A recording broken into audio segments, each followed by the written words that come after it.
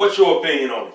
I mean, again, I kind of stand by what originally said. I mean, I just feel it's like counterproductive, and it's like, and I get it, like, because based off his past statements he made, and like he didn't like apologize for him, like other people have, like D.L. Hughley, he criticized Vice President Harris, and then he came out apologized, and Killer Mike, he criticized her well. He asked him to apologize, and my whole thing is, I mean, once again, I just don't see the benefits of dragging him, through the mud. It's like, we're not gonna we're just gonna completely ignore everything that you have to say moving forward and everything that you have done. And one of the key things that I got out of that was when he was boasting about, people should support more black people and buy black, and I agree with that. And the whole thing is that we don't do that enough as a society. I mean, and that would make a huge difference in all of this mess. I mean, we did support each other more than we do other people. I mean, other platforms. Like we on a platform right now, that's owned by other people that don't look like us. If we have more black platforms, will we, give those platforms our eyeballs? I don't know. But it's just one of those things. He misspoke in the past, and he is a man who does pay attention to a lot of political stuff. I mean, he has been one of the more vocal components of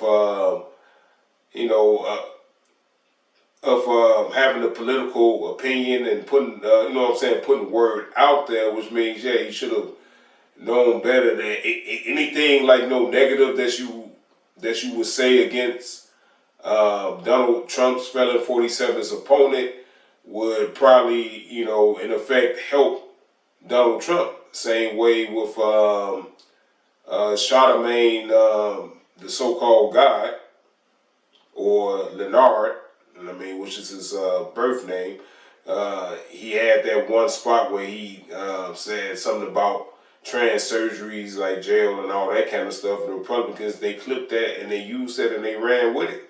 And they played that all over the South to pretty much say that Kamala is for them, Trump is for us, and so on and so on. But at the end of the day, we have to focus on what we are looking for as a political agenda.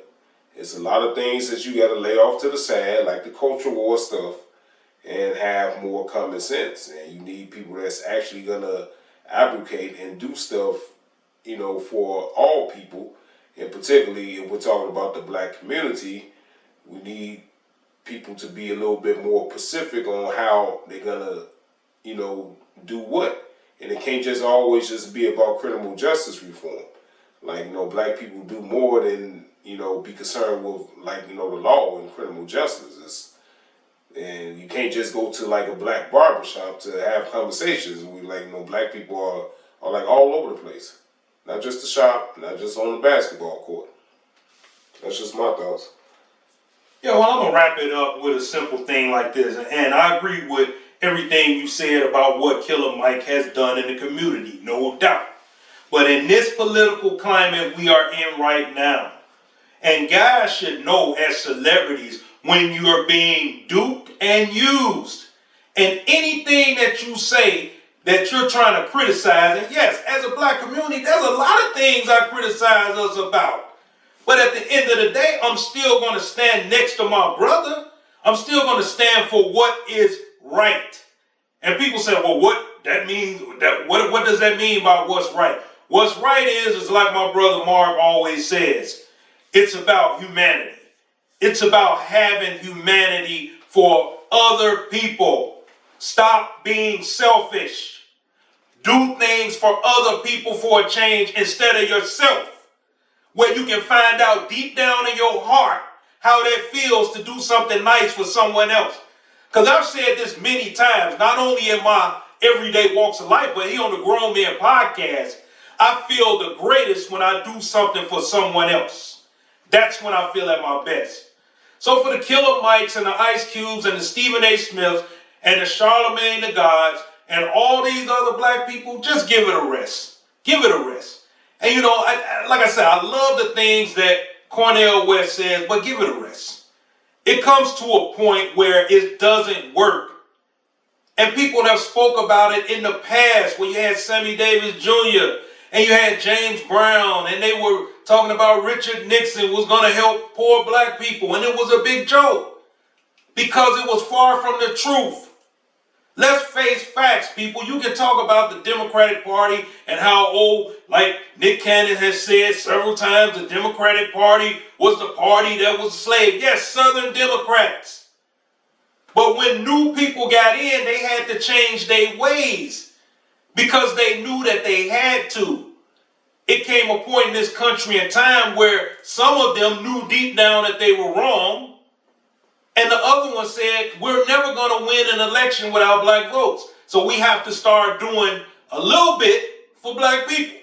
Now, has the Democratic Party done everything we want them to do? Of course not. But you have to look at two sides of this party. Yes, we need another party, a legitimate one. But we don't have it right now.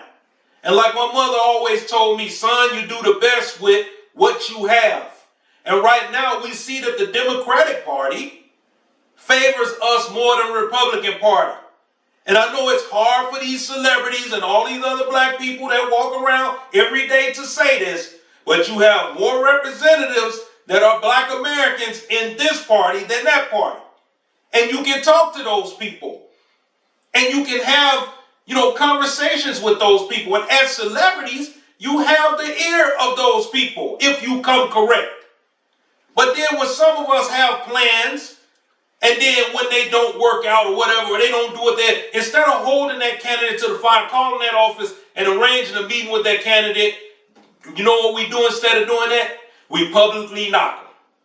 And then Fox News picks up those clips as they do. You see that black person, that black person, that black person, they agree with that. And they take your statements and they use them against you. Why get on Fox News and look like a troll for them people? I would never do that. For no money in the world, I'm going to talk down on black people on Fox News.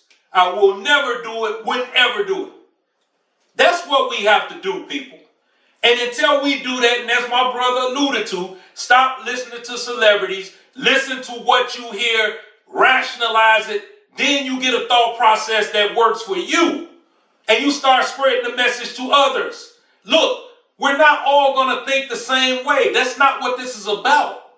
But we all should be going in the right direction. And gutting the voting rights is taking us in the opposite direction. So how is this helping black people? Ask yourselves that. That's what I want to know.